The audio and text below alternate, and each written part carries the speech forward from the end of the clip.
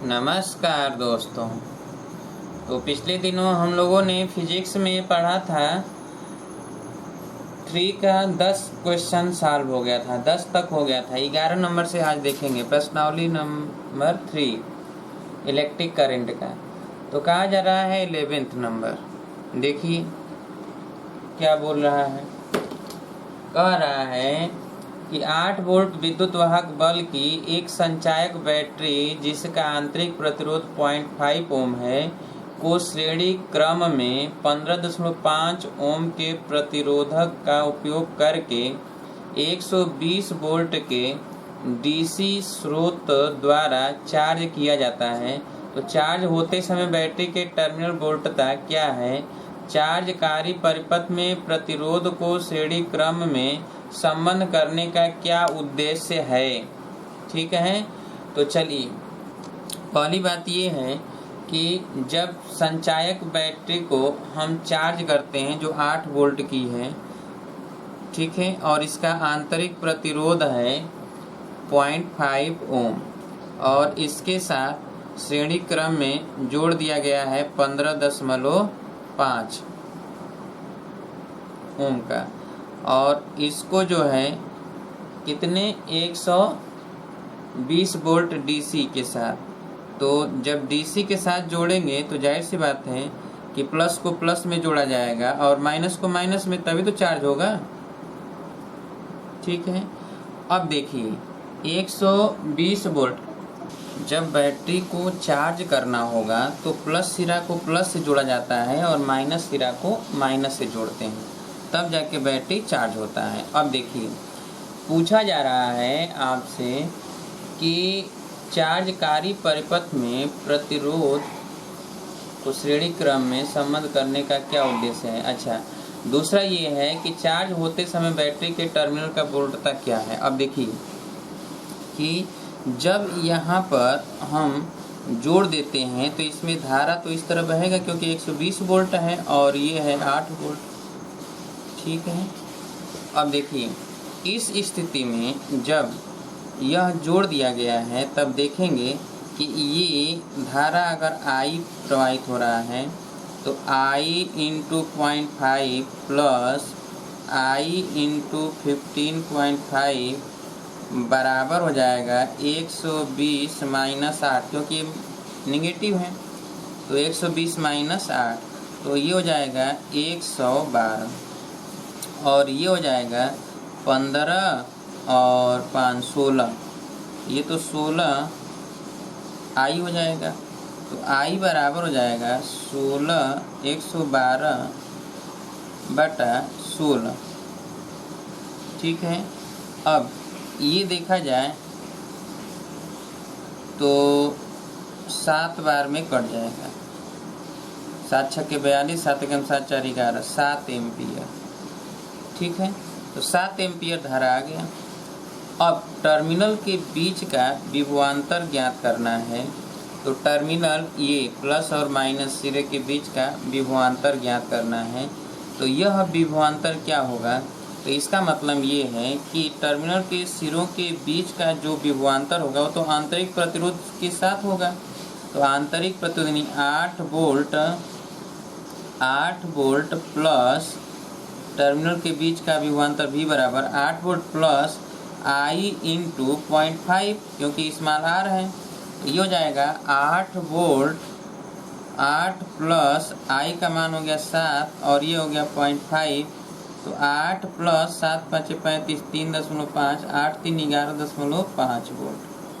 इसका मतलब 11.5 वोल्ट जो है टर्मिनल के सिरों के बीच का विभवांतर होगा। क्लियर है? तो सॉल्व कर लीजिए।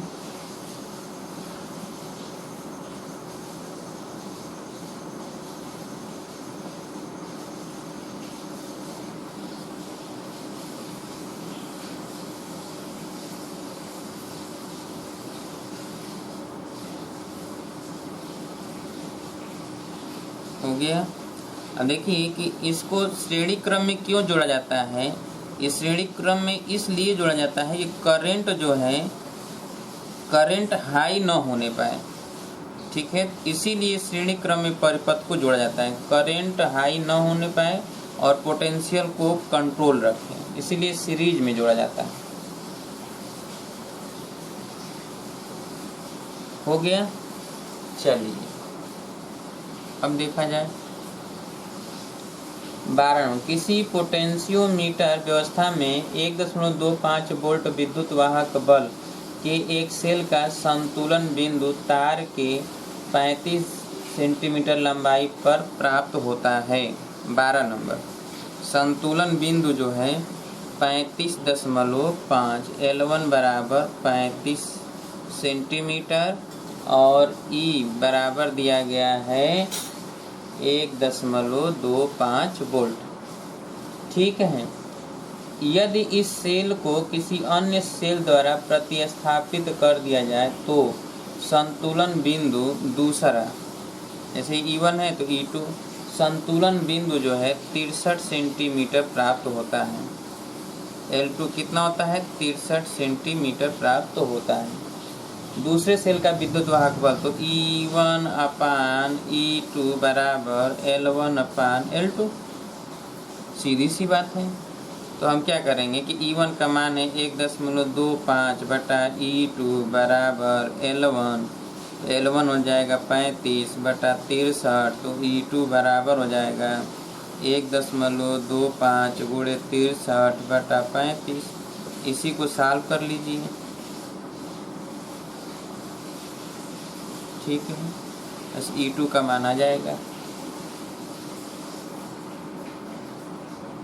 किसी तांबे के चालक में मुक्त इलेक्ट्रॉन का संख्या घनत्व 3.1 गुणे 3.1 में उदाहरण दिया गया है 3.1 में 8.5 गुणे 10⁻28 मीटर क्यूब आकलित किया गया।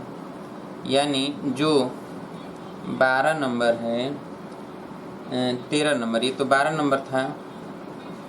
ठीक है, अब 13 नंबर कहा जा रहा है कि 1.25 वोल्ट विद्युत वाहक बल के एक सेल का संतुलन बिंदु तार, ये तो 12 नंबर था। 13 नंबर किसी तांबे के चालक में मुक्त इलेक्ट्रॉन की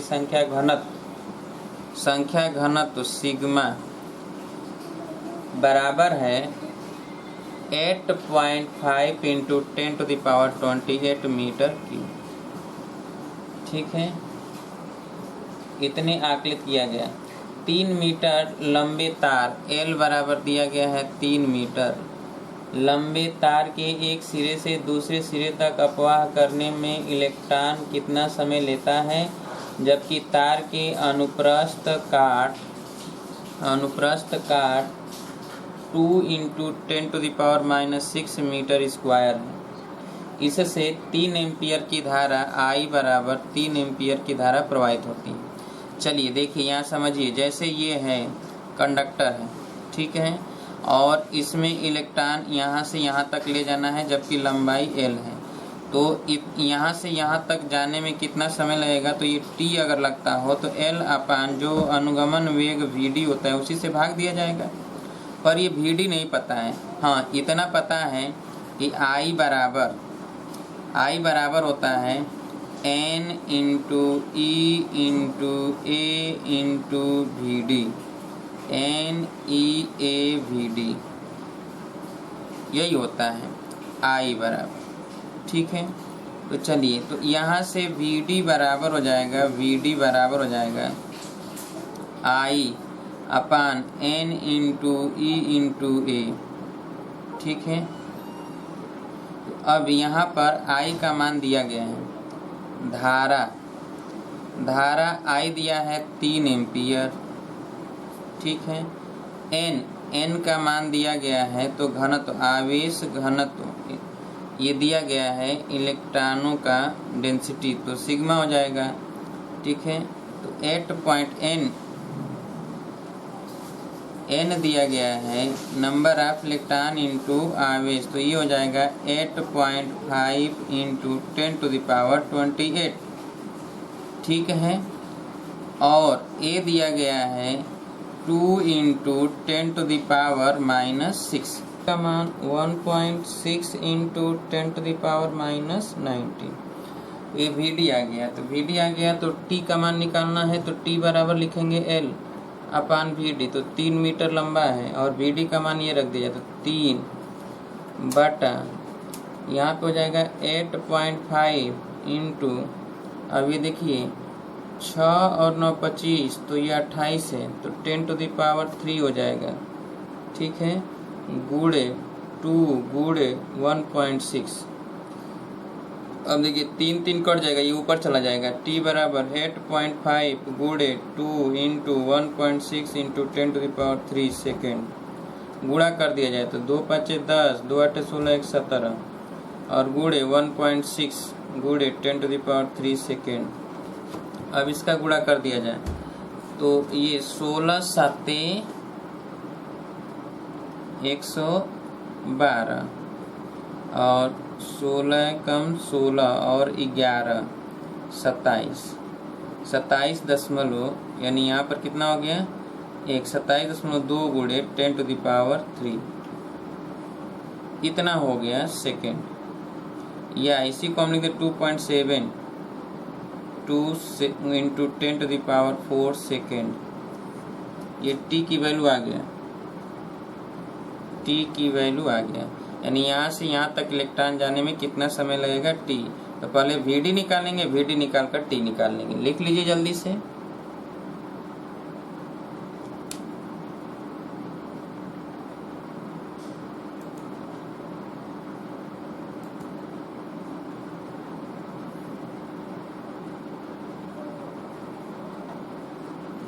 हो गया, ये था 13 नंबर, 13 नंबर।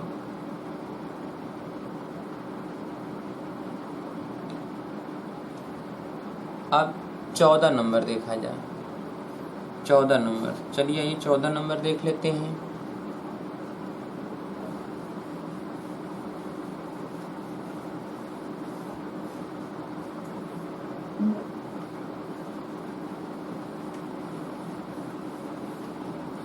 चौदह नंबर देखा जाए। कहा जा रहा है कि पृथ्वी के पृष्ठ पर ऋणात्मक पृष्ठ आवेश घनत्व 10⁻⁹ सेंटीमीटर, ठीक है, सेंटीमीटर स्क्वायर है, कूलाम पर सेंटीमीटर स्क्वायर है। तो सिग्मा दिया गया है, ठीक है, कि 10⁻⁹ कूलाम प्रति सेंटीमीटर स्क्वायर। वायुमंडल के ऊपरी भाग और पृथ्वी के पृष्ठ के बीच 400 किलोवोल्ट का विभवांतर है। वी डेल्टा वी दिया है 400 किलोवोल्ट का विभवांतर है, ठीक है। नीचे के वायुमंडल के कम चालकता के कारण के परिणामतः समुची पृथ्वी पर केवल 1800 एम्पीयर की धारा है। आई जो है 1800 एम्पीयर की धारा है, ठीक है। यदि वायुमंडलीय विद्युत क्षेत्र बनाए रखने हेतु कोई प्रक्रिया न हो तो पृथ्वी के पृष्ठ को उदासीन करने हेतु कितना समय लगेगा? व्यवहारिक रूप में यह कभी नहीं होता है, क्योंकि विद्युत आवेश की पुनः पूर्ति की एक प्रक्रिया है। यथा पृथ्वी की विभिन्न भागों में लगातार तड़ित झंझा एवं तड़ित का होना, यानी जो गरजाहट होता है, गड़गड़ाहट बादलों का, वो लगातार होता है, हवाएं चलती रहती हैं। पृथ्वी की त्रिज्या दिया गया है आर ई दिया गया है 6.37 इंटू 10⁻⁶ मीटर, ठीक है। चलिए तो ये 14 नंबर में देखें, ये दिया गया है, तो सिग्मा जो दिया गया है वो कूलाम पर सेंटीमीटर स्क्वायर है, तो 10⁻⁹ गुणे, ठीक है। अब यहाँ पे सेंटीमीटर स्क्वायर को मीटर स्क्वायर में बदलेंगे, पर सेंटीमीटर स्क्वायर को मीटर स्क्वायर में, तो 1 सेंटीमीटर में 100 सेंटीमीटर में 1 मीटर होता है। तो यहाँ पर जब हम बदलेंगे सेंटीमीटर स्क्वायर को मीटर स्क्वायर में, तो देखिए कूलाम पर सेंटीमीटर स्क्वायर है ना, तो इस सेंटीमीटर को मीटर में बदलेंगे तो 100 से यहाँ पर भाग देंगे तो सेंटीमीटर, तो फिर सेंटीमीटर स्क्वायर, तो 2 बार सेंटीमीटर है तो 2 बार 100 से भाग देंगे, तो ये 2 तो ऊपर चला जाएगा ना, तो ये हो जाएगा कूलाम और ये 4 घात ऊपर आ जाएगा, क्यों? तो 10⁴ ऊपर हो जाएगा जो भी दिया है, तो 10⁴ मीटर स्क्वायर हो जाएगा, कूलाम पर मीटर स्क्वायर। तो अब यहाँ पर क्या करेंगे कि यहाँ गुणा कर दें कि 10⁴ कूलाम पर मीटर स्क्वायर, कूलाम पर मीटर स्क्वायर, ये इसका ये होगा जो दिया है, जो बुक में दिया है वो ये होगा। तो इसका मतलब ये हो जाएगा कि 10⁻, ये 4 हो गया, ये 9 हो गया, तो -5 हो गया ना, कूलाम पर मीटर स्क्वायर। ठीक है, अब 1 मीटर स्क्वायर को जब भी सेंटीमीटर स्क्वायर बदलना होता है तो 10⁴ सेंटीमीटर स्क्वायर में, और सेंटीमीटर स्क्वायर को मीटर स्क्वायर में बदला होता है तो 10⁻⁻⁴ मीटर स्क्वायर में बदला जाता है। ठीक है, तो नीचे है ना, तो नीचे -4 होगा तो ऊपर जाएगा तो +4 हो जाएगा, गुणा हो जाएगा, तो -9 और +4 तो -5 कूलाम पर मीटर स्क्वायर। अच्छा, ये तो दिया ही है कि जब ये जो है, ये दिया गया है कि यह पृथ्वी है जिसकी त्रिज्या है RE, और RE दिया है, RE का मान है 6.37 × 10⁶ मीटर। तो इसका जो एरिया हो जाएगा A, वो हो जाएगा 4πRE का स्क्वायर, यानी 4π का मान 3.14, RE का मान 6.37 × 10⁶, ठीक है, का होल स्क्वायर कर दिया जाए। तो ये तो A का मान हो गया, A का भी मान आ गया, इसका भी मान आ गया, तो Q बराबर हो जाएगा A × स्मॉल सिग्मा। तो A का मान हो गया 4 × 3.14 × 6.37 गुणे 6.37 गुणे 10⁻12, और इंटू सिग्मा का मान है 10⁻⁻5। अब इसका हम गुणा कर दें तो इसका मान आ जाएगा, इसकी वैल्यू आ जाएगी, तो ये 12 में से 5 जाएगा, 7 हो गया।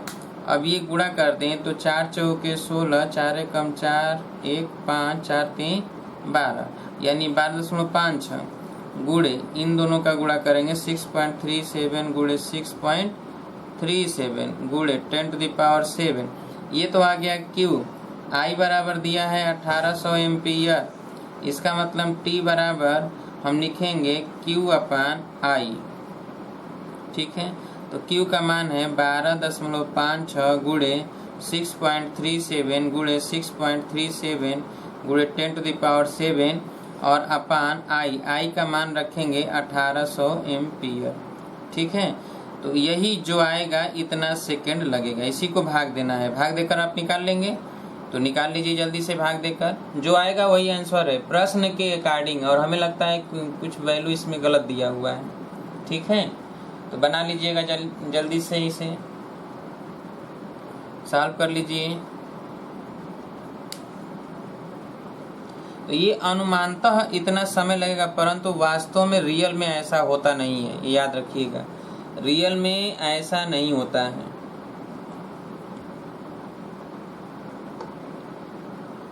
अब देखिए अगला 15 नंबर कह रहा है कि 15 नंबर में 2 प्रश्न है A और B करके, जिसमें A नंबर में कह रहा है कि 6 जो है लेड एसिड संचायक सेलों को, जिनमें प्रत्येक का विद्युत वाहक बल 2 वोल्ट है तथा आंतरिक प्रतिरोध 0.015 ओम है, के संयोजन से एक बैटरी बनाई जाती है। इस बैटरी का उपयोग 8.5 ओम प्रतिरोधक जो इसके साथ श्रेणी में संबद्ध है में धारा की आपूर्ति के लिए किया जाता है। बैटरी से कितनी धारा ली गई है एवं इसकी टर्मिनल वोल्टता क्या है। ठीक है, तो हम चलिए, हो गया ये। आइए देखा जाए 15 नंबर में 6 लेड एसिड संचायक सेलों को, जिनमें प्रत्येक का विद्युत वाहक बल 2 वोल्ट है, ठीक है, और श्रेणी क्रम में जोड़ा जाता है। इसमें प्रतिरोध, प्रत्येक का आंतरिक प्रतिरोध दिया है 0.0, ई दिया है कि 2 वोल्ट है, स्मॉल आर दिया है 0.015 ओम। ठीक है, बैटरी बनाई थी। इस बैटरी का उपयोग 8.5 ओम प्रतिरोधक जो इसके साथ श्रेणी संबंध है में धारा की आपूर्ति के लिए किया जाता है। बैटरी से कितनी धारा ली गई है एवं इसकी टर्मिनल वोल्टता क्या है। चलिए अब देखिए, कहा जा रहा है कि ये सेल है, 6 सेलों को ऐसे जोड़ा जा रहा है श्रेणी क्रम में। ऐसे 6 सेलों को हमने जोड़ दिया, 1 2 3 4 5 6 सेलों को। ठीक है, सभी का आंतरिक प्रतिरोध है, सबका आंतरिक प्रतिरोध है, कुछ ना कुछ आंतरिक प्रतिरोध है जो 0.05 और इसको जो है एक 8.5 ओम के साथ जोड़ दिया गया है श्रेणी क्रम में। ठीक है, इसमें बहने वाली धारा आई। तो चलिए अब ये है 2 volt 2 volt 2 volt 2 volt 2 volt 2 volt. ठीक है, तो यहाँ पर ये 0.015 ओम है। तो हम चलिए यहाँ पर क्या करते हैं कि I इंटू 0.05 प्लस 0.05 प्लस 0.05015 है 15, ये 1.015 प्लस 0.015 प्लस 0.015 प्लस 0.015 1 2 3 4 5 और 0.0156। ठीक है, और प्लस ये 8.5 बराबर हो गया 1 2 3 4 5 6, तो 6 गुणे 2 कर देते हैं सीधे 12 वोल्ट। तो आई बराबर हो जाएगा 12 वोल्ट बटा ये हो जाएगा 15 छक्का 90। यहाँ तक जोड़ेंगे तो 6 से गुणा कर दें, क्यों? तो 6 से गुणा कर दें तो ये 90 हो जाएगा ना, तो 90 हो जाएगा और तो 0.09 हो जाएगा 0.09। ठीक है, ओम और प्लस 8.5। अब यहाँ पे हो जाएगा 12 बटा 8.59, तो इतना एम्पियर धारा हो गया। अब इसमें भाग दे देंगे तो आई का मान निकल जाएगा, तो आई का मान तो आ गया इतना एम्पियर। ठीक है, अब पूछा जा रहा है कि धारा की आपूर्ति एवं टर्मिनल वोल्टता क्या होगी। टर्मिनल वोल्टता पूछा जा रहा है बैटरी का, तो बैटरी की टर्मिनल वोल्टता तो यहाँ से लेकर यहाँ तक पूछा जा रहा है। तो टोटल जो है 12 वोल्ट है और इधर कितना वोल्ट निकल जा रहा है, तो 8.5 में हम इसका गुणा कर दें। ठीक है, उसके बाद इसमें से निकाल देते हैं 12 वोल्ट में से उतना, तो 12 वोल्ट में से उतना निकल जाएगा तो टर्मिनल वोल्टता निकल जाएगा।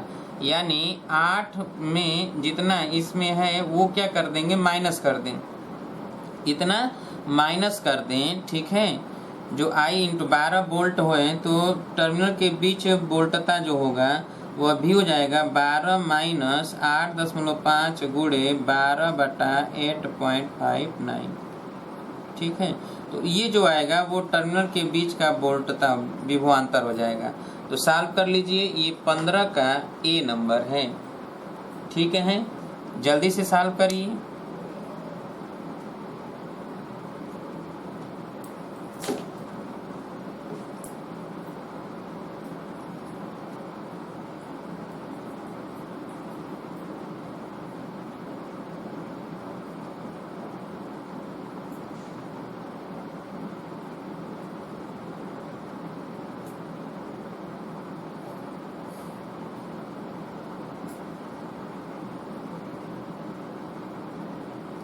जल्दी करिए।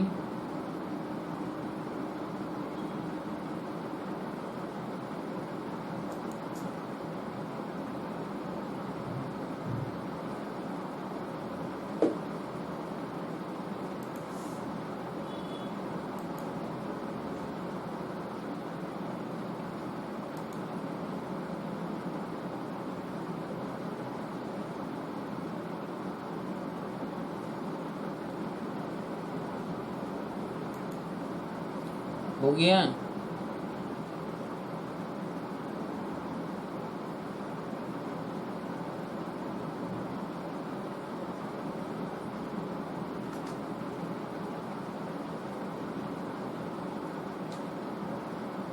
लगा?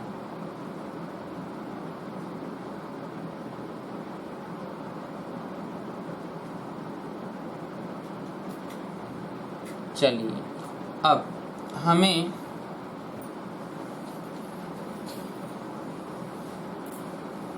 बी 15 का बी, तो 15 का बी क्या कह रहा है उसे हम देखेंगे। बी नंबर 15 का बी,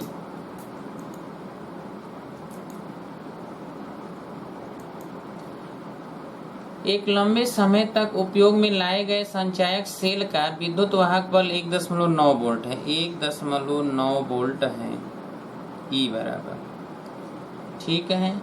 और विशाल आंतरिक प्रतिरोध R बराबर 380 ओम है। 380 ओम है।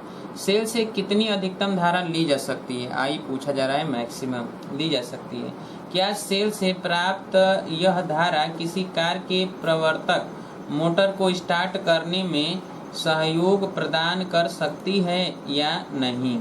ठीक है, तो अब यहाँ पर हमें ये देखना है कि क्या यह जो है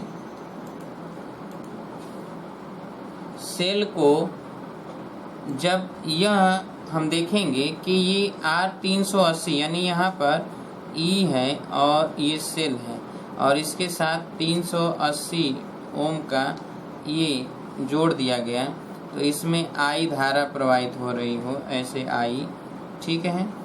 तो यहाँ पर हमें पता है, ठीक है, कि R बराबर है 380, R बराबर क्या है 380 और E बराबर क्या है, तो E बराबर 1.9 वोल्ट, ठीक है। तो I बराबर जो निकालेंगे तो I बराबर हो जाएगा कि E अपान स्मॉल r, तो यहाँ पर 1.9 बटा 380।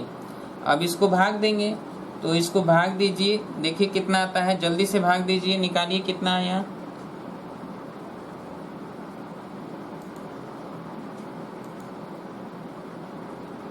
जल्दी से भाग दीजिए, निकालिए।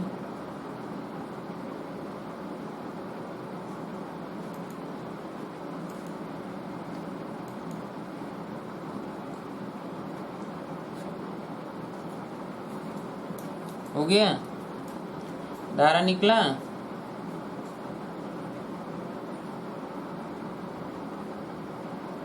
बोलिए।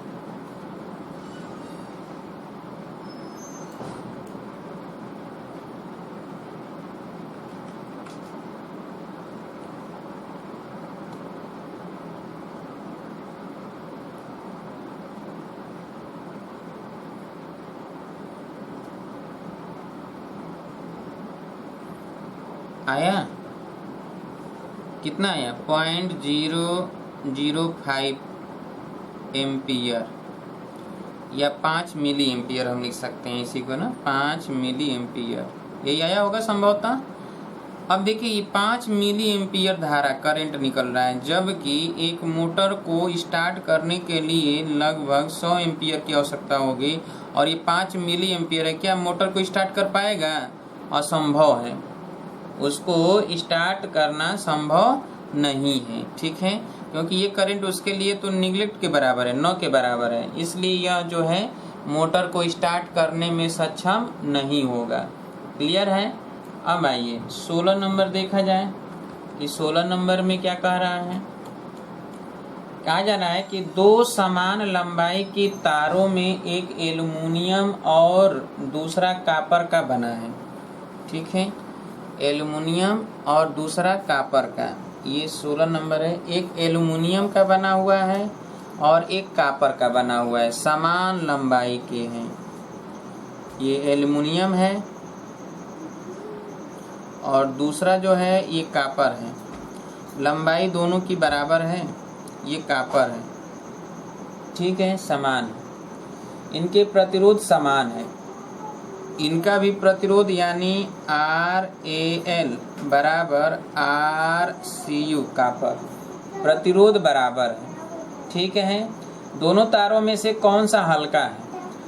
अतः समझाइए कि ऊपर से जाने वाली बिजली केबलों में एल्युमिनियम के तारों को क्यों पसंद किया जाता है, ठीक है, जहाँ की रो रो दिया हुआ है एल्युमिनियम के लिए कि 2.63 गुणे 10⁻⁻8 और रो कापर के लिए दिया है 1.72 इंटू 10⁻⁻8, ठीक है, ओम। तो इतना ओम मीटर है, ओम मीटर, ये भी ओम मीटर है, ठीक है। अब देखिए एल्युमिनियम का आपेक्षिक घनत्व जो दिया है, एल्युमिनियम का जो आपेक्षिक घनत्व है, ठीक है, वो है 2.7। एल्युमिनियम का आपेक्षिक घनत्व 2.7 और कापर का आपेक्षिक घनत्व है 8.9, ठीक है। तो कापर भारी है और एल्युमिनियम हल्का है, ठीक है। अब चलिए, हमें पता है कि दो समान लंबाई की तारों में एक एल्युमिनियम का और दूसरा कापर का बना है, इसके प्रतिरोध समान है, दोनों तारों में से कौन सा हल्का है। अब हल्का तार कौन है, तो सीधी सी बात है कि प्रतिरोध समान है, तो हमने पता है कि R बराबर होता है rho into L upon A, यही होता है, ठीक है। तो rho into L upon A। अब देखिए यहाँ पर R एल्युमिनियम या R1 कर दें तो ये रो AL कर दिया जाए, ठीक है, और ये AL कर देते हैं। तो R2 कर दिया जाए तो रो इंटू कापर, ये कापर, तो L अपान A कापर कर देते हैं। अब देखिए कि ये दोनों बराबर हैं, दोनों बराबर हैं, R1 और R2 क्या है, बराबर है। तो जब बराबर है तो हम यहाँ पर लिखेंगे रो इंटू रो एल्युमिनियम और यहाँ पर L अपान A एल्युमिनियम लिख दिया जाए, बराबर रो इंटू कापर, रो कापर है, और L और यहाँ पर लिख देते हैं A कापर। अब देखिए यहाँ पर क्या है कि L हट जाएगा, तो रो एल्युमिनियम अपान रो कापर बराबर हो जाएगा, ये आ जाएगा यहाँ पर ऊपर, तो A आ गया, A aluminium upon A copper, ठीक है। अब देखिए कि क्षेत्रफल जिसका ज़्यादा होगा, ठीक है, तो क्षेत्रफलों का अनुपात जो है, जो रो है उसी के अनुपात में है। अब देखिए कि क्षेत्रफल एल्युमिनियम के लिए और क्षेत्रफल कापर के लिए, तो रो है एल्युमिनियम का, रो है एल्युमिनियम का, तो एल्युमिनियम का क्या है, तो एल्युमिनियम का है 2.63 गुणे 10⁻⁸, ठीक है, और कापर का क्या है, तो 1.72 गुणे 10⁻⁸, ठीक। अब यहाँ पर ये दोनों तो कट जाएगा, तो ये आ गया, ठीक है। अब यहाँ पर हमें ये देखना है कि यह एरिया का रेशियो है और लंबाई से गुणा कर देंगे तो पता चल जाएगा कौन भारी है और कौन हल्का है, लंबाई से गुणा करने पर। क्लियर है। अगर हम लंबाई से गुणा भी कर देते हैं तो दोनों का आयतन, यानी आयतन इसी अनुपात में होगा, आयतन भी इसी अनुपात में हो गया। और हमें पता है कि अगर हम ये कहें कि V एल्युमिनियम आयतन है और V कापर है, तो यह अनुपात हो गया 2.63 अपान 1.72। क्लियर। अब आयतन का अनुपात हो गया तो द्रव्यमान का अनुपात जो निकाला जाएगा, द्रव्यमान का अनुपात, तो द्रव्यमान हो जाएगा M एल्युमिनियम बटा M कापर। तो M एल्युमिनियम और M कापर, तो द्रव्यमान हो जाएगा आयतन। अब देखिए घनत्व तो बराबर होता है द्रव्यमान बटा आयतन, तो द्रव्यमान बराबर घनत्व गुणा आयतन, तो ये हो जाएगा क्या, V एल्युमिनियम अपान V कापर और गुणे D एल्युमिनियम और अपान D कापर, ये तो लिखेंगे। अब चलिए यहाँ पर क्या हो जाएगा, एल्युमिनियम का आयतन है ये 2.63 अपान 1.72, ठीक है, और ये काप डेंसिटी जो हो जाएगा घनत्व, तो घनत्व एल्युमिनियम का दिया गया है, एल्युमिनियम का घनत्व दिया है आपेक्षिक एल्युमिनियम का आपेक्षिक 2.7, ठीक है, और इसका है 8.9, यहाँ 8.9। तो अब इसमें जो है गुणा कर दिया जाए तो इसका पता चल जाएगा कि कौन भारी है कौन हल्का है। ठीक है, तो ये तो द्रव्यमान है एल्युमिनियम का और ये द्रव्यमान है कॉपर का। तो ये द्रव्यमान हो गया एल्युमिनियम के लिए और ये द्रव्यमान हो गया कॉपर के लिए, और ये गुणा कर दिया जाए इसमें। तो गुणा करके जरा जल्दी से निकाल लीजिए कितना हो रहा है, जल्दी से गुणा करिए और निकालिए कितना आया अनुपात।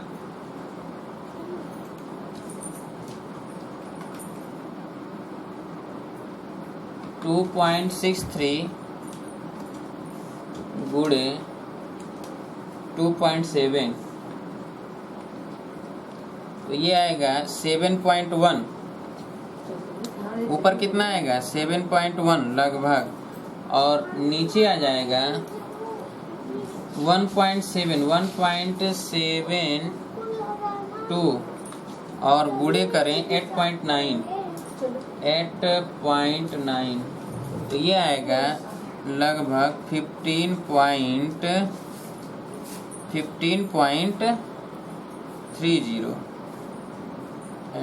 तो अब आप देखिए कि इसमें कौन भारी है, कॉपर भारी है कि एल्युमिनियम भारी है। कॉपर भारी है ना, और एल्युमिनियम क्या है, हल्का है। क्लियर है। कॉपर जो होता है, अब ध्यान से सुनिएगा, कॉपर जो होता है वह जो है ऑक्सीजन के साथ बहुत जल्दी ही रिएक्शन कर लेता है, जिसके वजह से जंक लगता है। कॉपर जैसे ही वायुमंडल में आता है तो तुरंत उस पर जंक लगना शुरू हो जाता है। कॉपर की पे वो जो है फूलने लगेगा। उसके देखेंगे आपके जो तांबा का बर्तन भी होता है तो वो तुरंत काला हो जाता है। क्यों? क्योंकि वायुमंडल में वो रिएक्शन करता है ऑक्सीजन के साथ। लेकिन एल्युमिनियम जो है उतना रिएक्शन नहीं करता है, इसीलिए एल्युमिनियम पर जंक वगैरह नहीं लगता है। एल्युमिनियम ज़्यादा टिकाऊ होता है, जिसके वजह से एल्युमिनियम को ऊपर रखा जाता है। क्लियर है। और एल्युमिनियम हल्का होता है, जिसकी वजह से ऊपर भी हम रख सकते हैं आसानी से। हो गया। ये था 16।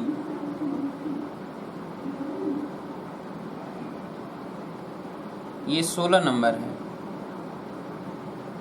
लगा लीजिए।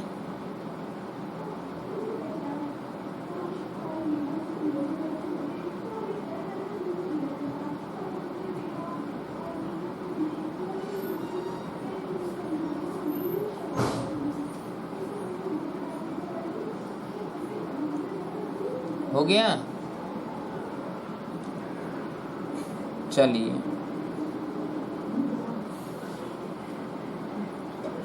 आगे देखा जाए। 17 नंबर, आइए 17 नंबर देखा जाए। तो केवल समझ लीजिए 17 नंबर में दिया गया है सारणिक धारा, ठीक है, और वोल्टता दिया है। कह रहा है मिश्र धातु मैग्नीन के बने प्रतिरोधक पर लिए गए निम्नलिखित प्रेक्षणों से आप क्या निष्कर्ष निकाल सकते हैं, जिसमें धारा ए का मान है 0.2 और वोल्टता है 3.94, ठीक है। 0.4 तो वोल्टता है 7.87, फिर 0.6 तो वोल्टता है 11.8, यहाँ पर है 0.8 तो यहाँ पर है 15.7, यहाँ पर है 1 तो यहाँ पर है 19.7, यहाँ पर है 2 तो यहाँ पर है 39.4, और फिर यहाँ 3 है तो यहाँ पर 59.2, और फिर 4 है तो यहाँ 78.8, 5 है तो 98.6, और 6 है तो 118.5, 7 एम्पियर है तो यहाँ 138.2, ठीक है, और यहाँ 8 है तो यहाँ पर 158 वोल्ट। अब देखिए तो हमें पता है कि R बराबर होता है V अपन आई, V बराबर आई आर से। तो यहाँ पर भाग देंगे, इसमें जब इससे भाग दें तो देखें कितना आता है। ठीक है, तो भाग दें तो 2 से भाग दें, 10 हटा दें, 39 हो जाएगा। तो 39 में भाग दें तो यहाँ पर 2 एक कम 2, 19, 2 नवा 18, फिर 14, 2 साते 14। इसमें भाग दें, 4 से भाग देंगे 78 में, तो 4 एक कम 4, 3 38, 4 नवा 36, क्यों 2 27, 27 हो गया। तो 4 छक्के 24, 4 छक्के 24, 24 40, फिर 4 छक्के 24 30, 4 सत्ते 28। चलिए इसमें, तो इसमें भाग देते हैं 6 से, तो 6 कम 6 5 58 हो जाएगा। तो 58 में भाग देंगे, 6 नवा 54, क्यों फिर 4 40, 6 छक्का 36, ठीक है, फिर 40 6। अब इसमें भाग दें 8 से, तो ये आएगा, भाग देते हैं तो कितना आएगा, 8 कम 8 7 77, 8 नवा 72, 5 50, 8 छक 48, क्यों 8 छक 48, 2 20, 8 दूना के 16, 8 पाँचे 40। अब इसमें भाग दें तो ये हो जाएगा 19.7। इसमें भाग दें तो ये हो जाएगा 2 एक कम 2, 2 नवा 18, 2 साते 14। इसमें भाग दें तो 3 एक कम 3, 3 नवा 27, 2 22, और 3 साते 21, और फिर 3 तिल के 9। फिर इसमें भाग दें तो 4 एक कम 4, और 4 एक कम 4, 3 38, 4 नवा 36, फिर 4 छक्के 24, 40, 4 सत्ते 28। ठीक है, चलिए इसमें 5 से भाग देते हैं, 5 एक कम 5, 4 48, 5 नवा 45, 3 36, 5 सत्ते 35, 5 दूना के 10। इसमें भाग दीजिए 6 एक कम 6, और यहाँ पे हो जाएगा 6 एक कम 6, और बचा कितना 5 58, 6 नवा 54, 4 45, 6 सत्ते 42, 30, 6 पाँचे 30। इसमें भाग दीजिए 7 एक कम 7, बचेगा 6 68, 7 नवा 63, फिर 5 52, 7 सत्ते 49, ठीक है, 3 30, 7 चौक 28। इसमें भाग दीजिए 8 एक कम 8, 7 78, 8 नवा 72, 6 60, 8 साते 56, 8 पाँचे 40। तो इस तरह आपने देखा कि प्रतिरोध जो आया है सभी का 19.7, 19.67, 19.66, 19.625, यानी 19.7 के आसपास ही है, 19.7 के आसपास है। तो जब ये प्रतिरोध इसका इसी के आसपास में है, बहुत ज़्यादा इधर उधर नहीं है, तो हम यह निष्कर्ष पर पहुंच सकते हैं कि जो ओम का नियम होता है, ओम का नियम जो आप जानते हो, वह ओम का नियम V proportional I, V proportional I जो होता है वो सीधे अधिकतम प्रतिरोध के लिए लागू किया जाता है, अधिकतम प्रतिरोध के लिए।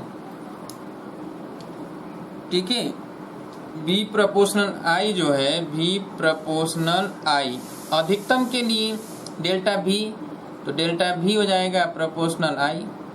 ठीक है, तो डेल्टा V विभवांतर होता है। अब यहाँ पर डेल्टा V प्रोपोर्शनल I, यहाँ पर हम ये देख रहे हैं कि जितने भी प्राप्त हो रहे हैं, ठीक है, जितने भी ये प्राप्त है सब तो आसे पास में है ना, 9.7 के आसपास में, बहुत ज़्यादा इधर उधर नहीं है, इसलिए यह जो है अप्रभावित दिख रहे हैं।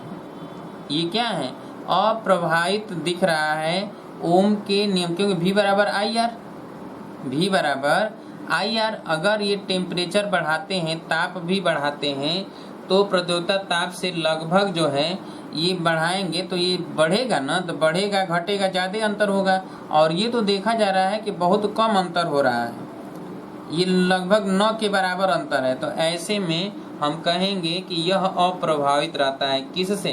प्रतिरोधकता के ताप से भी अप्रभावित रहता है जब ये कम है तब। और बहुत ज़्यादा का अंतराल होता है इसमें, अंतराल जैसे मान लीजिए कोई 19 है, कोई 20 हो जाता है, 25 हो जाता है, ठीक है, तब हम कहते हैं कि प्रभावित है, प्रभाव डाल रहा है। लेकिन इसमें प्रभाव नहीं डाल रहा है क्योंकि ये जब हम किसी का भी अंतर निकालेंगे लगभग ये बराबर ही है, ठीक है, कोई बहुत ज़्यादा डिफरेंट नहीं है। क्लियर है?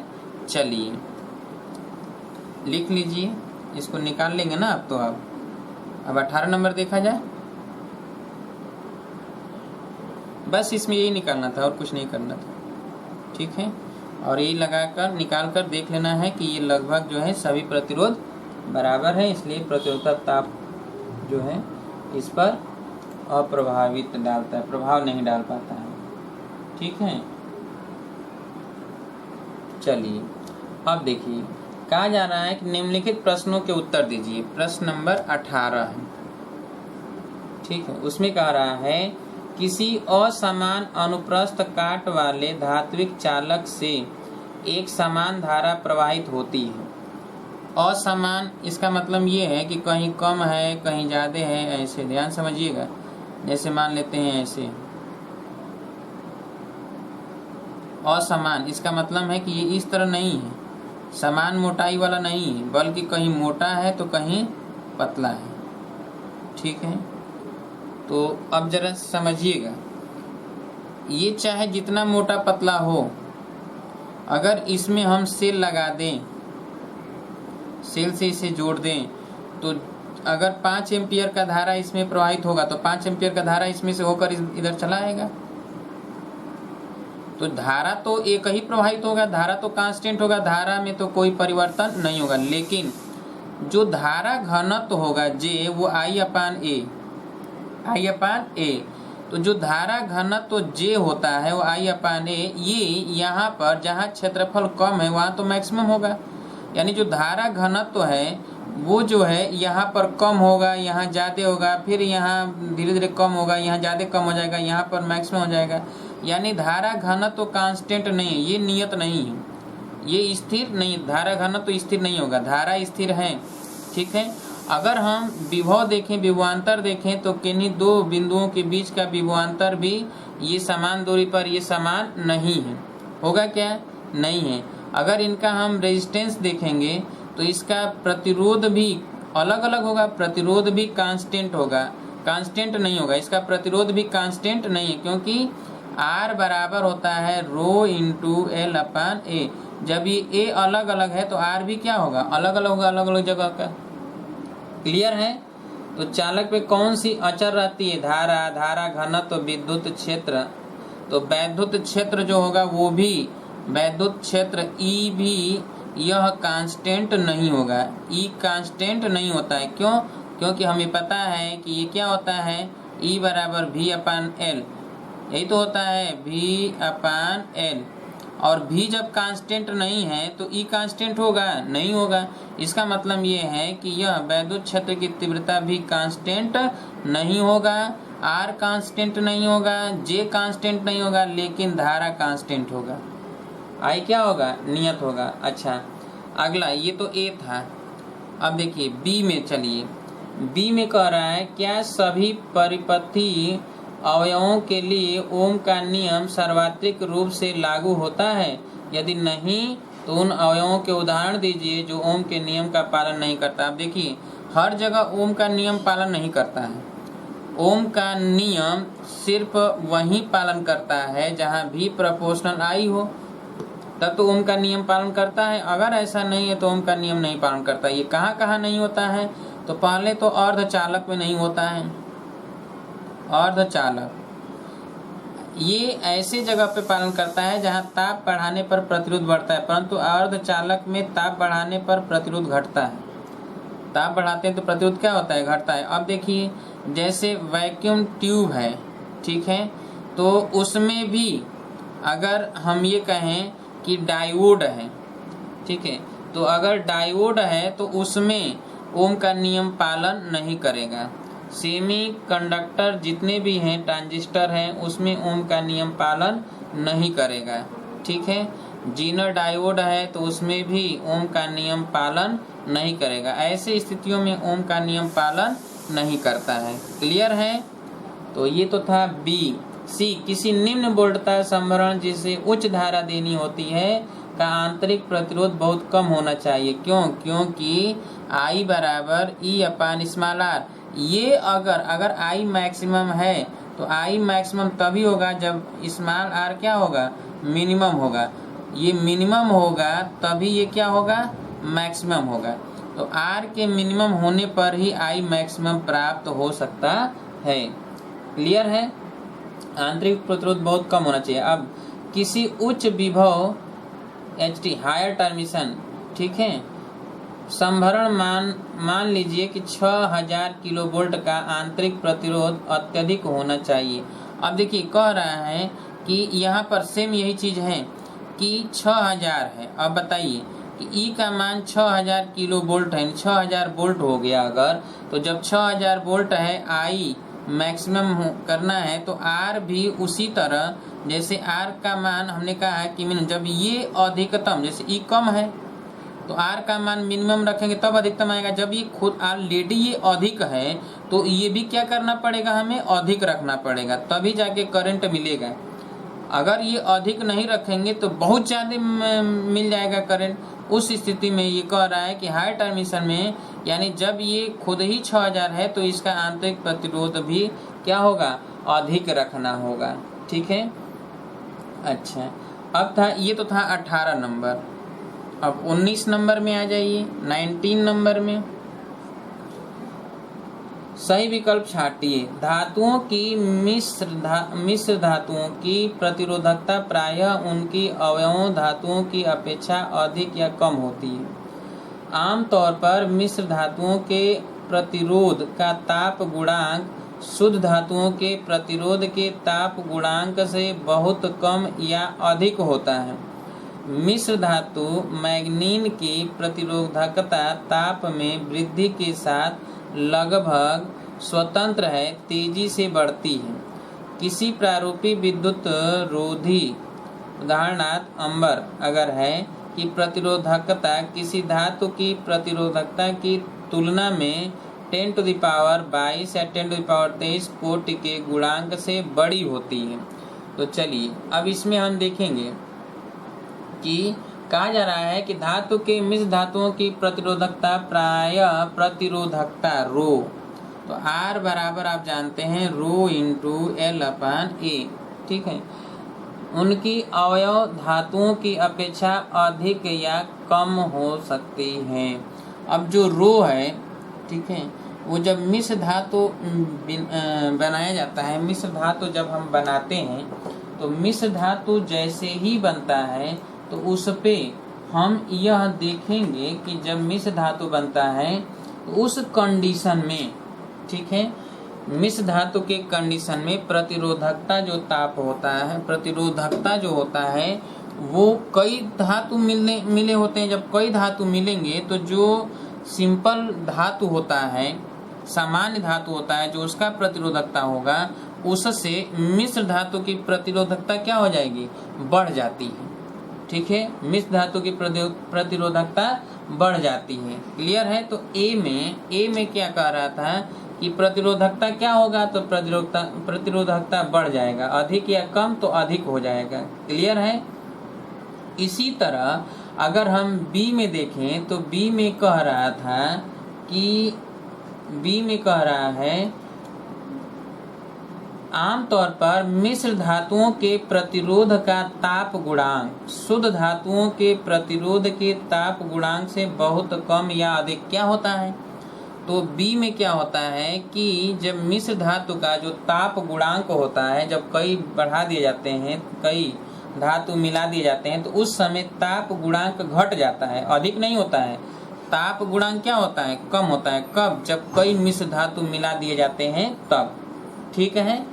और अगला है कि मिश्र धातु मैग्नीन की प्रतिरोधकता ताप में वृद्धि के साथ लगभग स्वतंत्र है, तेजी से बढ़ता है। यानी जब मिश्र धातु मैग्नीन की प्रतिरोधकता ताप में वृद्धि होता है तो प्रतिरोधकता उसका बढ़ेगा, घटेगा, क्या होगा, तो ये लगभग अपरिवर्तित रहता है। ये लगभग क्या होता है, अप्रभावित होता है। वहाँ ताप पर कोई प्रभाव नहीं होता है ताप बढ़ाने पर। अगला है किसी प्रारूपी विद्युत रोधी, ठीक है, जैसे अंबर की प्रतिरोधकता किसी धातु की प्रतिरोधकता की तुलना में ये इतनी कोटि के गुणांक में होता है। 10⁻22 कोटि के होता है कि 10⁻23 कोटि के होता है। तो याद रखिएगा कि डी में कि 10⁻22 कोटि का होता है। ये आगे सारणिक दिया गया था, आपके बुकों में सारणिक दिया हुआ है। तो इसका होता है 10⁻22 कोटि का गुणांक होता है। क्लियर है? तो ये तो था 19 नंबर। चलिए 20 नंबर में आते हैं। 20 नंबर तो आपके बुक का 20 नंबर है। क्या कह रहा है 20 नंबर में कि आपको R प्रतिरोध वाले N प्रतिरोधक दिए गए हैं, N प्रतिरोध दिए गए हैं। पहला अधिकतम, दूसरा न्यूनतम प्रभावी प्रतिरोध प्राप्त करने के लिए आप इन्हें किस प्रकार संयोजित करेंगे? अधिकतम और न्यूनतम प्रतिरोधों का अनुपात क्या होगा? देखिए, पहली बात ये है कि जब हमें R प्रतिरोध के N श्रेणी क्रम में अगर जोड़ देते हैं तो हमने बताया था कि जब अधिकतम ज्ञात करना होता है तो श्रेणी क्रम में जोड़ा जाता है। ऐसे जोड़ दिया गया, ठीक है। तो R R R dot dot and so on. तो R डैश बराबर हो जाएगा R plus R plus R plus R dot dot and so on N बार। इसका मतलब ये है कि N इंटू R हो गया R डैश, ठीक है। पहला अधिकतम के लिए, ठीक है। अच्छा, निम्नतम के लिए क्या होता है कि समांतर क्रम में जोड़े जाते हैं। ऐसे समांतर क्रम में जोड़े जाते हैं, ऐसे समांतर क्रम में जोड़ दिए जाएंगे। तो ये n बार जोड़ दिए गए समांतर क्रम में सबको, ठीक है। तो समांतर क्रम में जोड़ दिए जाए तो 1/r डबल डैश बराबर हो जाएगा 1/r plus 1/r plus 1/r plus dot dot and so on. n बार लिखेंगे तो इसको लिख दें n/r हो जाएगा 1/r डबल डैश। तो r डबल डैश बराबर हो जाएगा r/n, ठीक है। अब इनका अनुपात पूछा है तो r डैश अपान r डबल डैश बराबर, r डैश क्या है n इंटू r है और r डबल डैश क्या है तो r/n है। तो r कट जाएगा, n ऊपर चला जाएगा। इसका मतलब है कि n²/1। तो अनुपात हो गया क्या, तो इसका अनुपात हो जाएगा n²/1। तो जल्दी से इसको सॉल्व कर लीजिए। ये अधिकतम के लिए, ये न्यूनतम के लिए। न्यूनतम तब होगा जब समांतर क्रम में, अधिकतम तब होगा अधिकतम तब होता है जब श्रेणी क्रम में लिखा है।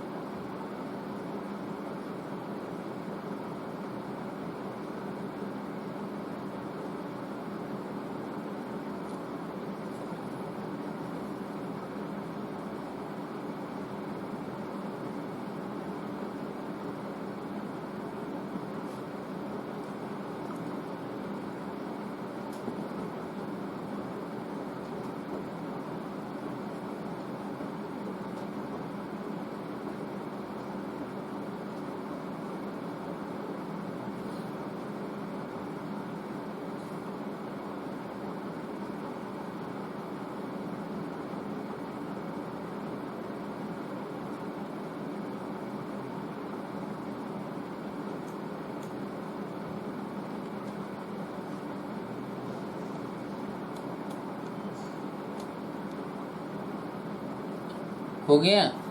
चलिए 20 नंबर में अब दूसरा देखा जाए, बी। 20 का बी देखा जाए तो कह रहा है 1 ओम, 2 ओम और 3 ओम के कई प्रतिरोध हैं। अब इसको किस तरह जोड़ना है, ठीक है, कि 11 जो है किस तरह जोड़ा जाए कि 11/3 ओम हो जाए, ठीक है। तो 11/3 ओम प्राप्त करने के लिए कैसे 11/3 ओम होगा, तो अब देखिए देखा जाए 11/3 ओम प्राप्त करने के लिए, ठीक है। यहाँ पर क्या है कि 11/3 प्राप्त करना है हमें, 11/3 ओम प्राप्त करना है। ठीक है, 11/3 ओम प्राप्त करना है। तो क्या किया जाए कि 1 ओम और 2 ओम को जो है, अब देखिए अब 11/3 ओम प्राप्त करने के कई तरीका हो सकते हैं। यहाँ पर आप पहले तो तीनों को अगर श्रेणी में जोड़ेंगे तो 3 3 6 ओम मिलेगा। 6 ओम है नहीं, 11/3 ओम है, कम है। अच्छा कम है तो इसका मतलब समांतर क्रम में है, 3 ओम से भी कम है। तो देखिए 3 चौके 12 क्या है, 3 चौके 12, 4 से कम है, 4 से कम है परंतु 3 से अधिक है। तो 3 ओम तो सीरीज में होगा और बाकी दोनों को देखा जाए कि अगर ये 1 ओम और 2 ओम को समांतर क्रम में जोड़ देते हैं, ठीक है, और ये 3 ओम को श्रेणी में जोड़ दें तो 1 ओम 2 ओम जोड़ दिया जाए तो इसका तुल्य प्रतिरोध हो जाएगा 1/1 प्लस 1/2, ठीक है। और ये एक कितना हो जाएगा, तो 2 1 3 3 हो जाएगा 2। तो ये 1/r डैश, तो r डैश बराबर हो जाएगा 2/3। अब ये 3 ओम है, पहले से ही 1 ओम था, ये 2 ओम था। अब देखिए तुल्य प्रतिरोध R बराबर हो जाएगा 2/3 प्लस 3, जोड़ दिया जाए 3 3 के 9 2 11/3 ओम आ गया। इसका मतलब ये है कि 1 ओम और 2 ओम को समांतर क्रम में और 3 ओम को किस में, श्रेणी क्रम में जोड़ना है, ठीक है। कब, जब 11/3 ओम प्राप्त करना होगा तब। इसी में और भी दिया गया है, ठीक है। तो इसमें जो है दिया गया था कि 11/5 ओम प्राप्त करने के लिए। तो अब देखिए 11/5 ओम प्राप्त करना है तो ये कितना है, 5 दूना के 10, 2 दशमलव समथिंग है, ये 2 से अधिक है, ठीक है। तो जब 2 से अधिक है तो अब यहाँ पर हम क्या करेंगे कि 2 से अधिक है, तो अगर 2 से अधिक है तो 2 और 3 के बीच में हमें चाहिए। तो 2 और 3 के बीच में तभी हो सकता है जब 3 ओम के साथ इन दोनों में से कोई एक श्रेणी में रखें। अगर हम 1 और 3 को श्रेणी में रखेंगे तो 1 3 से बीच और 2 अलग हो जाएगा। तो चलिए पहले हम 2 और 3 को अगर श्रेणी में रखते हैं, 2 और 3 को श्रेणी में रखते हैं, 2 ओम और ये 3 ओम श्रेणी में समांतर क्रम में रखें और 1 ओम को श्रेणी में रखें। तो ये हो जाएगा 1/2 प्लस 1/3 और यहाँ पर जाएगा 3 प्लस 2/6, यानी ये 1/r डैश, तो r डैश हो जाएगा कितना, 6/5। तो 6/5 r डैश हो गया। अब जब हम इसलिए रख दे रहे हैं ना ये, क्योंकि नीचे 5 चाहिए, 11/5 में नीचे 5 चाहिए, तो 5 तभी आ जाएगा जब 3 और 2 जोड़ेंगे। 4 और 1 होता तो आता। तो अब देखिए r डैश, और ये कितना था, 1 ओम था। तो अब टोटल प्रतिरोध हो जाएगा R बराबर 6/5 प्लस 1, तो 5 1 6 11/5 ओम आ गया। क्लियर है। तो 2 ओम और 3 ओम को समांतर क्रम में और 1 ओम को किस में जोड़ना है, श्रेणी क्रम में जोड़ना है, ठीक है। अब अगला दे रहा है कि आपसे पूछा जा रहा है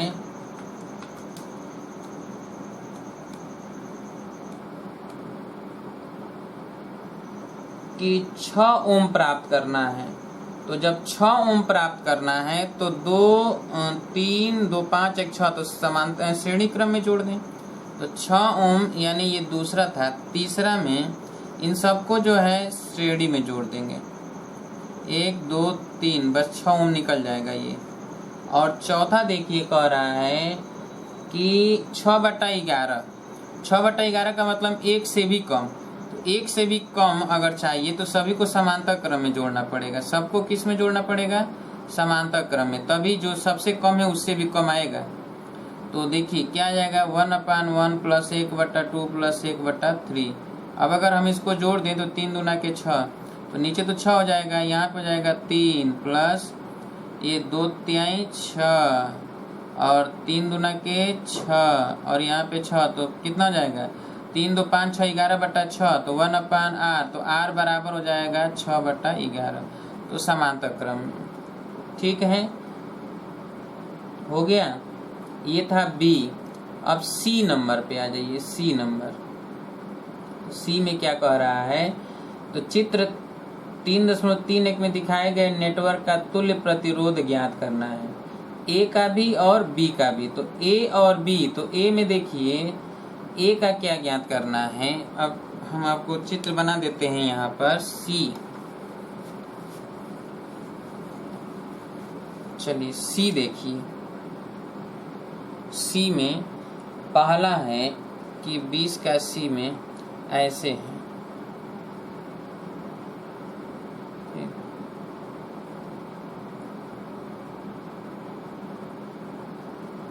फिर ऐसे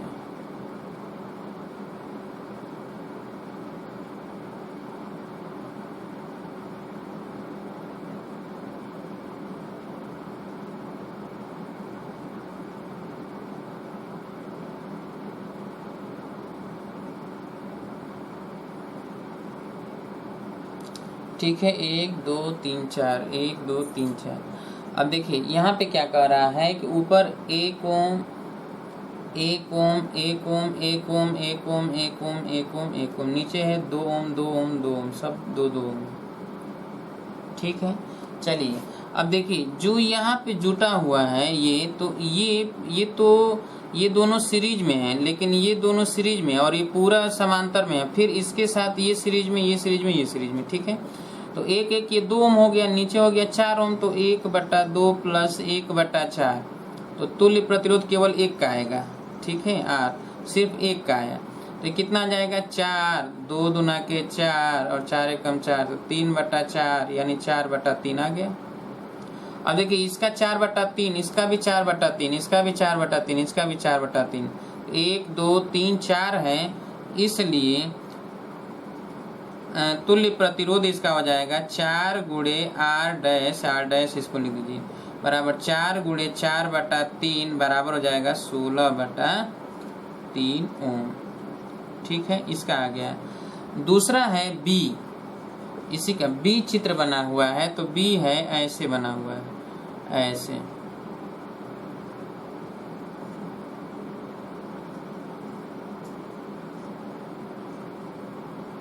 ऐसे चित्र बना हुआ है।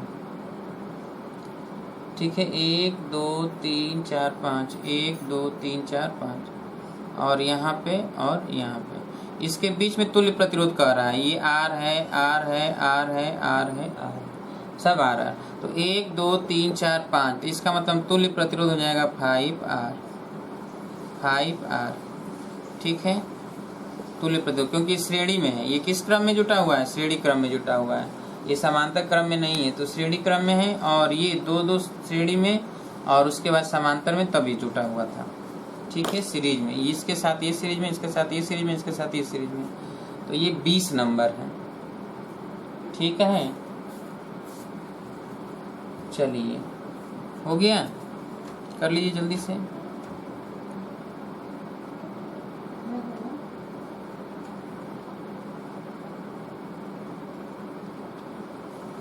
अब आइए 21 नंबर देखिए।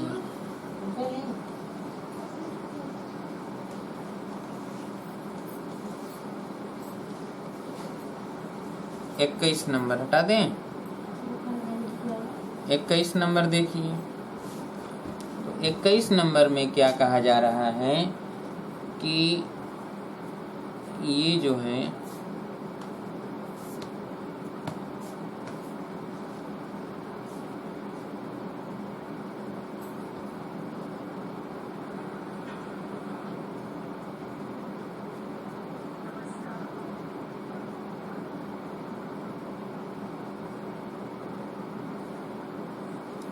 ठीक है, और यहाँ पर ये 1 ओम है, ये 1 ओम है, सब 1 1 ओम है, सब 1 1 ओम है, और ये अनंत तक है।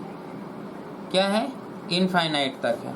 तो जब ये इनफाइनाइट तक है, ध्यान समझिएगा, तो हम करें क्या कि अगर यहाँ से आप देखिए, यहाँ से लेकर ये इनफाइनाइट तक है, तो जब अगर हम इसको छोड़ दें तो यहाँ से भी तो ये इनफाइनाइट तक होगा। तो जो इनफाइनाइट तक है उसका रेजिस्टेंस हम मान लेते हैं कि R है, यानी इससे इधर का जो रेजिस्टेंस है वो क्या है? R है, जो कि इसके बराबर है। तो ये भी इनफाइनाइट में से 1 2 पद हटा दे तो कोई असर पड़ने वाला तो है नहीं, तो हम इतना हटा देते हैं। देखिए इतना हटाते हैं, इतना, तो ये जो हो जाएगा, ये इसको अब हम ऐसे बना लेते हैं कि ये 1 ओम है, और ये तो 1 ओम है ही, यहाँ पर 1 ओम है, और यहाँ से लेकर ये पूरा, ठीक है, तो यहाँ पर R हो जाए, ये जुड़ जाए, ये R हो गया, ये 1 ओम 1 ओम 1 ओम। अब देखिए इसका मतलब ये है कि इसका तुल्य प्रतिरोध अगर निकालना है तो ये आर ही है जो तुल्य प्रतिरोध है। तो ये किस में हो गया, ये सीरीज में हो गया ना, किस में हो गया, सीरीज में हो गया। अब देखिए ये इसका और इसका इस समांतर में हो गया और फिर इसके साथ ये सीरीज में हो गया, इसके साथ ये सीरीज में हो गया। क्लियर है। और इसका तुल्य प्रतिरोध आर के बराबर है। तो जब ये आर है, सपोज दैट इसका तुल्य प्रतिरोध किसके बराबर है, आर, तो आर है तो आर बराबर हम क्या लिखेंगे, तो इन दोनों का अगर निकाला जाए तो देखिए इसको हम फैलाएं तो ये दोनों समांतर क्रम में है, तो 1 प्लस ये दोनों समांतर में है, तो समांतर में है तो r इंटू 1 अपान r प्लस 1 ये होगा, और फिर प्लस 1 ये r है। तो अब देखिए एक एक क्या हो गया, 2 हो गया, 2 प्लस ये r अपान r प्लस 1 ये r है। इसको इधर लेके आए तो r माइनस r अपान r प्लस 1 बराबर 2। अब इसका गुणा करें तो इसमें हो जाएगा r square minus r square plus r minus r बटा r प्लस 1 बराबर 2। ये देखिए r क्या हो गया, कैंसिल हो गया, इसका गुणा इधर तो r स्क्वायर बराबर 2r प्लस 2, इधर आ जाए तो r square minus 2r minus 2 बराबर 0। ठीक है। अब देखिए r का मान निकाला जाए सीधा 4 के फार्मूले से, तो माइनस माइनस प्लस 2 हो जाएगा, plus minus under root B square, B की जगह पर माइनस 2 है तो 2 का स्क्वायर माइनस 4, ए की जगह पर 1, सी की जगह पर माइनस 2 अपान 2 इंटू ए 1, तो 2 प्लस माइनस अंडर रूट 2 का स्क्वायर 4 और 4 दूना के 8 बटा 2,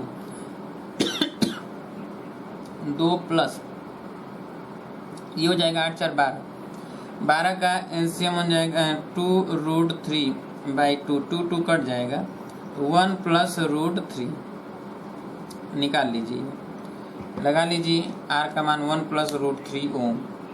अब रूट 3 का मान 1.732 रख देंगे तो 2.732 आ जाएगा। सॉल्व कर लीजिए, 21 है ये, इसका तुल्य प्रतिरोध हमने R माना था इसलिए R के बराबर ही ये R यहाँ आएगा, क्योंकि ये भी रखेंगे इसको ढक लेंगे तो भी R के बराबर होगा, इनफाइनाइट तक है। तो ये तुल्य प्रतिरोध R बराबर ये 1 सीरीज में, इसके साथ ये दोनों समांतर में हैं जो इसके साथ सीरीज में, फिर ये भी सीरीज में, तो ये हमने जोड़ दिया। यानी ये इस तरह बना सकते हैं आप, ऐसे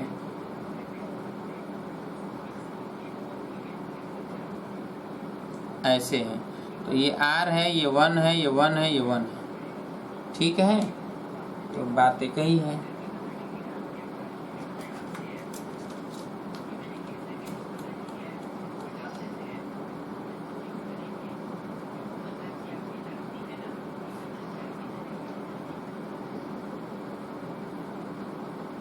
हो गया,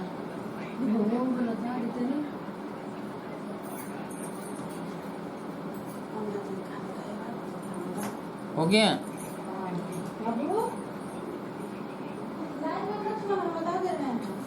चलिए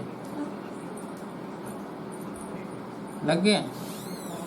अब आगे देखा जाए 22 नंबर। ठीक है, आइए 22 नंबर देखा जाए, प्रश्न नंबर 22। ठीक है, कहा जा रहा है कि चित्र दिया गया है, चित्र हम लोग बना लेते हैं। ठीक है, ये चित्र है,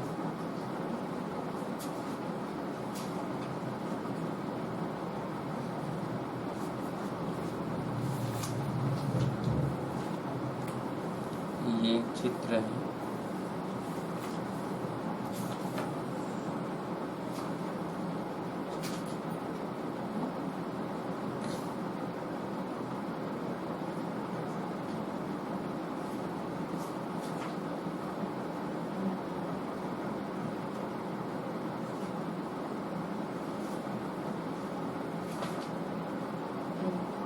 ये जी गैलोमीटर लगा हुआ और इसका संपर्क जो है यहाँ के, जो बैलेंसिंग पॉइंट है संतुलन बिंदु है।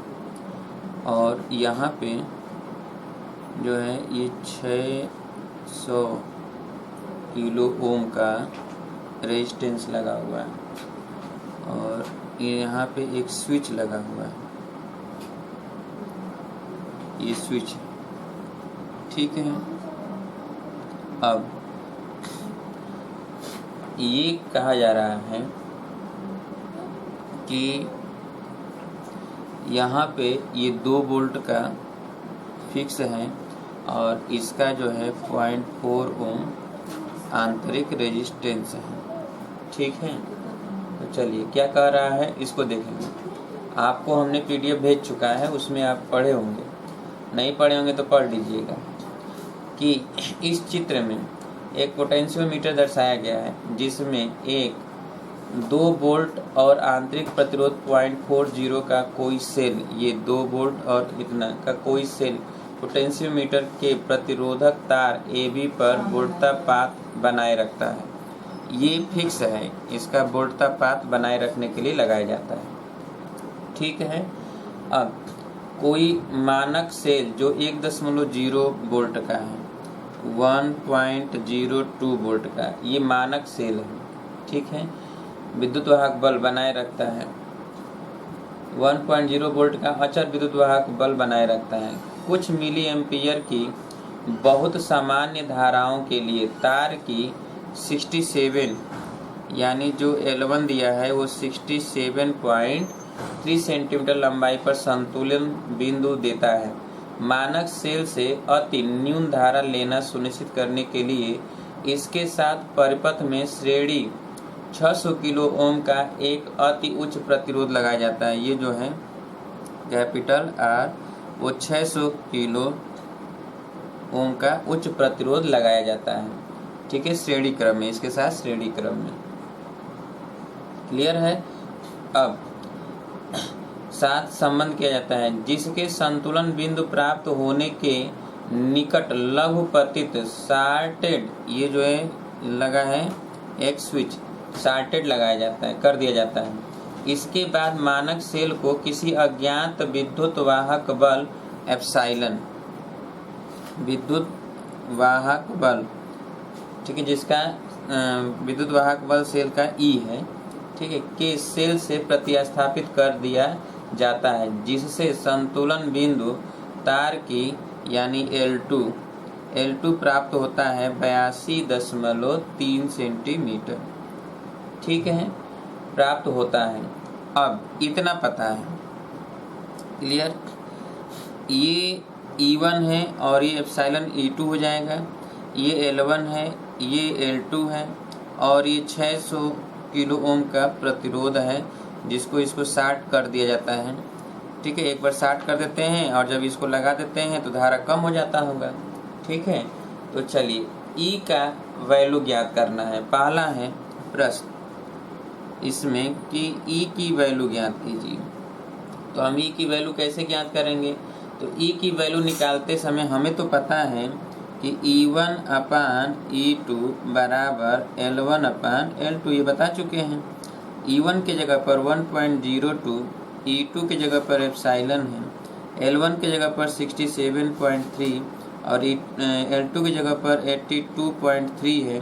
तो हम E एप्सिलॉन ज्ञात कर सकते हैं 1.02 गुणे 82.3 अपान 67.3, तो ये निकल जाएगा। क्यों?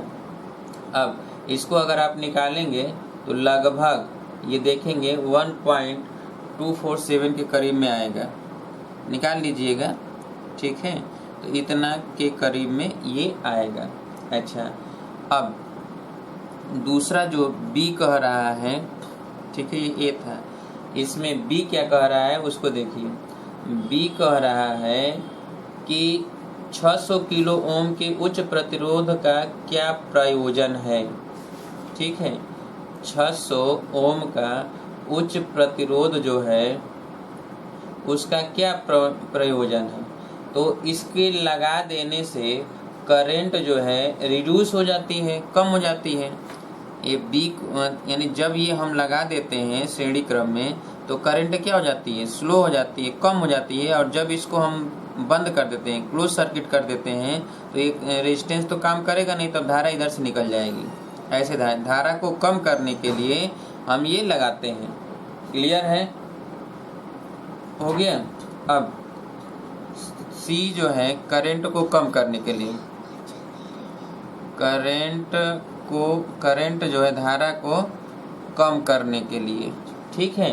अच्छा, अगला ये है, क्या इस उच्च प्रतिरोध से संतुलन बिंदु प्रभावित होता है?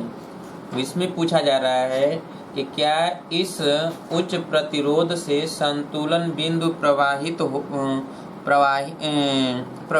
होगा कि नहीं होगा। तो हम देखेंगे यहाँ पर कि इसके वजह से जो ये उच्च प्रतिरोध लगा है, इसके वजह से जो संतुलन बिंदु है इस पर कोई प्रभाव नहीं पड़ने वाला है। केवल ये होगा कि रेजिस्टेंस के लगाने से ये धारा क्या हो जाता है, कम होता है, परंतु इस संतुलन पॉइंट जो है इस पर कोई प्रभाव नहीं पड़ेगा। तो नो। क्लियर है? अच्छा, अगला है कि डी हम लोग देखेंगे, उपरोक्त स्थिति में यदि पोटेंशियोमीटर के परिचालक सेल का विद्युत वाहक बल 2 वोल्ट के स्थान पर 1 वोल्ट हो तो क्या यह विधि फिर भी सफल रहेगी या नहीं रहेगी। यानी कहा जा रहा है कि जो ये 2 वोल्ट है, इस 2 वोल्ट के जगह पर हम 1 वोल्ट लगा दें तो यह जो प्रोसेस है जिसके तहत ई का मान निकाला जा रहा है, यह सफल रहेगा कि नहीं रहेगा। तो यहाँ 1 वोल्ट भी लगा देंगे तो भी यह सफल रहेगा। यस, हाँ, ये सफल रहेगा। ये तो केवल धारा बनाए रखने के लिए लगाया जाता है ना, तो उस कंडीशन में भी ये सफल रहेगा। ठीक है। अगला है,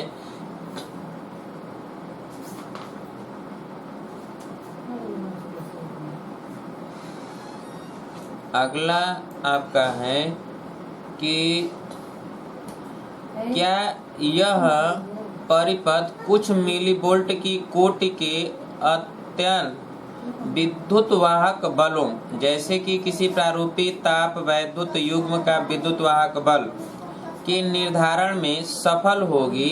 यदि नहीं तो आप इसमें किस प्रकार संशोधन करेंगे? यानी कहा यह जा रहा है कि क्या यह परिपथ कुछ मिली वोल्ट, जो ये वोल्ट लगाए, 2 वोल्ट लगाए, 3 वोल्ट लगाए, 1 वोल्ट लगाए, इसमें के जगह पर कुछ मिली वोल्ट कोटि का अत्यल्प विद्युत वाहक बल हो, जैसे कि किसी प्रारूपी ताप वैद्युत युग्म का विद्युत वाहक बल की निर्धारण में सफल होगा या नहीं होगा? नहीं तो आप इसमें किस प्रकार संशोधन करेंगे? तो यहाँ पर हम देखेंगे कि जो इसमें लग रहा है, ठीक है, कि सेल, अब इसमें जो मिली वोल्ट लगेगा, तो जब मिली वोल्ट लगेगा तो उसकी वजह से इसमें सफल होगा कि नहीं होगा? तो देखो आप, जब हम ये पता है कि E = लेमडा इंटू एल, ये लेमडा जो होता है, लेमडा दर्शाता है कि एकांक मीटर में विद्युत वाहक बल या विभवांतर, एकांक मीटर में विभवांतर दर्शाता है। ये लेमडा क्या दिखाता है? एकांक मीटर में विभवांतर। जब यह जो है कम हो जाएगा, जब ये कम हो जाएगा, सेल कम होगा, तो ये लेमडा की वैल्यू क्या हो जाएगी? कम हो जाएगी। जब लेमडा की वैल्यू कम हो जाएगी तो जो ये एल है ये इंक्रीज होगा। क्लियर है? ये एल क्या होगा? इंक्रीज करेंगे, क्योंकि उस समय ई जो है कम है तो लेमडा की वैल्यू तो कम होगा, और जो हम सेल लगाएंगे उसके लिए लंबाई ज़्यादा चाहिए। ठीक है, लंबाई क्या चाहिए? ज़्यादा चाहिए। तो ये लेमडा जो है, जो ये लेमडा है, ठीक है, एकांक मीटर तार के लंबाई के सिरों के बीच का विभवांतर, ये लेमडा है, यह जो है कम हो जाएगा। ये क्या हो जाएगा? लेमडा का मान कम हो जाएगा। और जब लेमडा कम हो जाएगा तो उस कंडीशन में आप देखोगे कि लेमडा जब कम होगा तो उस कंडीशन में जो ये जो ये करंट ये जो होगा लेमडा जब कम हो जाएगा तो उस कंडीशन में जो ये संतुलन बिंदु है उसके लिए एल लंबाई ज़्यादा करना पड़ेगा ना, हमें लंबाई क्या करना पड़ेगा, ज़्यादा करना पड़ेगा, तब जाके वह जो है संतुलन की अवस्था में आएगा। क्लियर है? ठीक है, संतुलन की अवस्था में तभी आएगा जब हमें क्या करना पड़ेगा, लेमडा ये जो है हाई रखना पड़ेगा, यानी एल का मान क्या करना पड़ेगा, अधिक रखना पड़ेगा, तब जाके जो है वो संतुलन करेगा। क्योंकि लेमडा की मान क्या हो जाएगा, कम हो जाएगा। ई कम करेंगे तो लेमडा की वैल्यू कम हो जाएगा, और लेमडा की वैल्यू कम होगा तो हमें संतुलन प्राप्त करने के लिए इसको अधिक इधर उधर खिसकाना पड़ेगा, अधिक ले जाना पड़ेगा। क्लियर है? ठीक है, तो ये था 22 नंबर। क्लियर? अब हम लोग देखेंगे 23 प्रश्न नंबर 23। तो इसको लिख लीजिए, यही निकालना था, बाकी तो ये केवल बताना था हाँ या नहीं, कब क्या होगा। तो ये समझ में आ गया, सॉल्व कर लीजिए जल्दी से।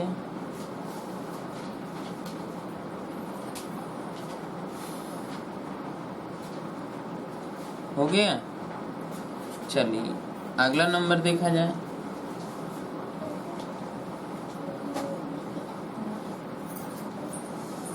ये 24 नंबर 23 नंबर देखा जाए, 22 था, 23 नंबर देखा जाए। कहा जा रहा है कि एक चित्र है, चित्र में ये दिया गया है, ठीक है, और ये पोटेंशियोमीटर है,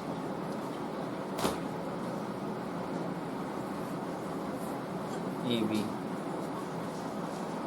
और यहाँ पर सेल लगा है, और यहाँ पर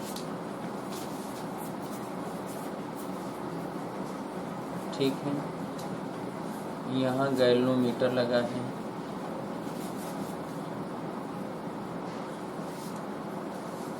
और ये यहाँ पर संपर्क हो रहा है, और जब ये रेजिस्टेंस लगाते हैं तो ये यहाँ पर संपर्क होता है।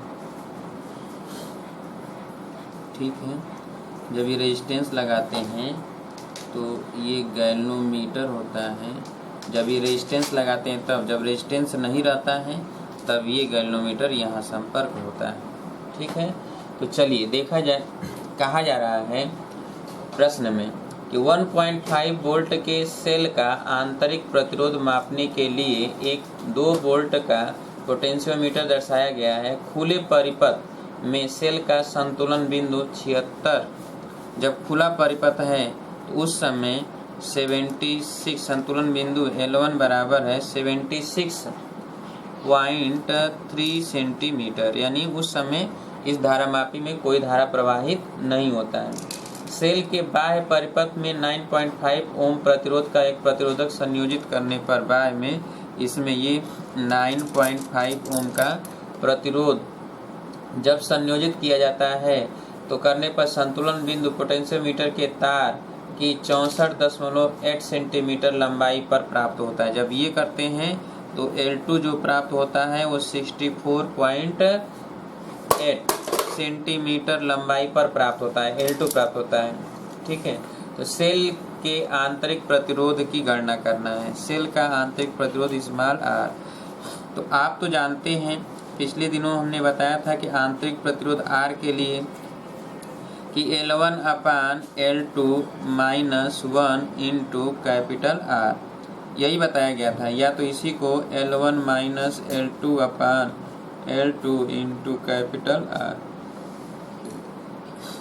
ठीक है, और इसी पर हम वैल्यू रख दें तो सॉल्व हो जाएगा। तो L1 कितना है, तो L1 है 76.3 और माइनस L2 है 64.8 और पूरे का बटा 64.8 और इंटू R के स्थान पर 9.5 ओम। ठीक है, अब इसी को सॉल्व कर दिया जाए तो देखिए ये 3 है, 13 में से 8 जाएगा तो 5, अब यहाँ पे हो जाएगा 5, 5 में से 4 जाएगा 1, ठीक है, 7 में से 6 जाएगा 1, बटा ये 64.8 और गुणे 9.5। अब इसको सॉल्व करेंगे तो लगभग ये आएगा 1.68 ओम। ठीक है, इसको हम 1.7 ओम भी लिख सकते हैं। तो सॉल्व कर लीजिए आंतरिक प्रतिरोध। ये था प्रश्न नंबर 23 आपके बुक का, जो हमने PDF आप सभी को भेज रखा है। ठीक है, तो अब अगले दिन मुलाकात होगी तो हम नया चैप्टर लेकर आएंगे और इसके न्यूमेरिकल तो तमाम हैं, इसके न्यूमेरिकल हम सॉल्व हमेशा करते रहेंगे। ठीक है, हर 2 दिन के बाद एक आध 2 प्रश्न जरूर सॉल्व करेंगे हम।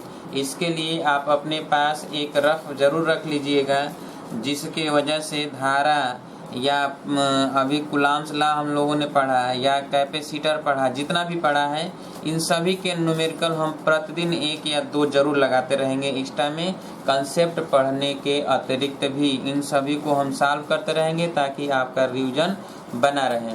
हमने कहा था कि टेस्ट लेने के लिए तो टेस्ट की तैयारी आप सभी लोग कर चुके हैं, अभी बहुत लोग नहीं कर पाए हैं। कुछ लोगों का कहना है कि तैयार नहीं है, तो तैयार कर लीजिए जल्दी से। टेस्ट के लिए पेपर तैयार हो गया है, जब भी आप कहेंगे टेस्ट तुरंत ले लेंगे। हालांकि हमने कहा था बुधवार को टेस्ट लेने के लिए, लेकिन इधर एक आध दिन जो है हमने क्लास नहीं लिया। कल क्लास एकदम नहीं लिया था, तो कल तो कोई भी क्लास हमने नहीं लिया था, कुछ काम ही ऐसा पड़ गया था जिसकी वजह से जो है क्लास नहीं हमने लिया था। तो अब आज से क्लास स्टार्ट कर दिए हैं, तो टेस्ट जल्दी ही लेंगे, तैयार रहिएगा। कभी भी सूचना आपको मिल सकता है। अगर कल टेस्ट लेंगे तो आज शाम तक हम आपको सूचना ज़रूर दे देंगे। ठीक है, तो नमस्कार दोस्तों।